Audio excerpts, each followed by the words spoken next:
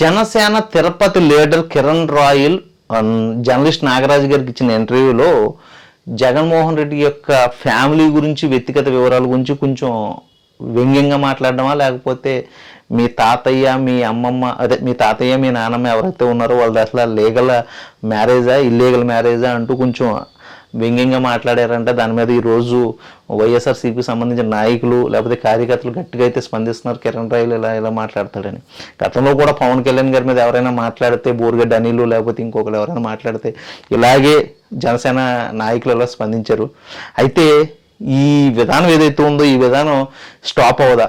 ముఖ్యంగా నేను ఎవరికి చెప్పాలనుకుంటున్నానంటే చంద్రబాబు నాయుడు గారికి, పవన్ కళ్యాణ్ గారికి, అలాగే జగన్మోహన్ రెడ్డి గారికి, మీ యొక్క రాజకీయాలు మాకు సర్వీస్ చేయడానికి ఉన్నాయా, లేకపోతే మిమ్మల్ని మీరు తిట్టించుకుంటూ అదే మాకు రాజకీయాలు చేస్తున్నట్టు మీరు మా కోసం కష్టపడిపోతున్నట్టు చూపించాలనుకుంటున్నారా?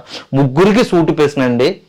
మీ యొక్క వ్యక్తిగత జీవితాలను తిట్టించుకుంటూ కార్యకర్తల చేత ఇదే పొల్యూట్ చేస్తూ మీరు ఈ రాష్ట్రానికి లేకపోతే ఈ దేశానికి కావలసిన సర్వీస్ని పక్కన పెట్టే విధంగా ఈ యొక్క మీ రాజకీయ చతురతలు లేకపోతే మీ రాజకీయ విధానాలు ఉన్నాయని నాకు అనిపిస్తుందండి.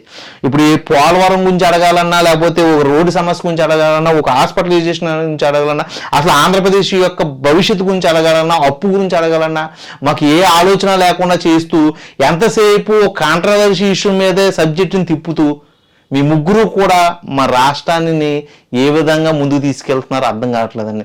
ఈరోజు కిరణ్ రాయలు, నిన్న బోరుగడ్డ అనిలు, మొన్న సిరెడ్డి, లేకపోతే రాజేష్ మహాజన, దిలీప్ శంకర్ ఇలా చెప్పుకుంటూ పోతే వీళ్ళందరూ కూడా రాజకీయ ప్రయోజనాల కోసం ముందుకెళ్తున్నారా, లేకపోతే రాజకీయ సర్వీస్ చేయడానికి ముందుకెళ్తున్నారా, లేకపోతే మిమ్మల్ని కాపాడుకోవడానికి ముందుకెళ్తున్నారా నాకు తెలియదు. కానీ పూర్తిగా నా రాష్ట్రంలో మరి ఈ కాంట్రవర్సీ వల్ల నా రాష్ట్రం ఏమైపోతుందో మీరే తేల్చాలని చేసి ఈ ముగ్గురిని సభాముఖంగా చేతులెత్తి అడుగుతున్నానండి.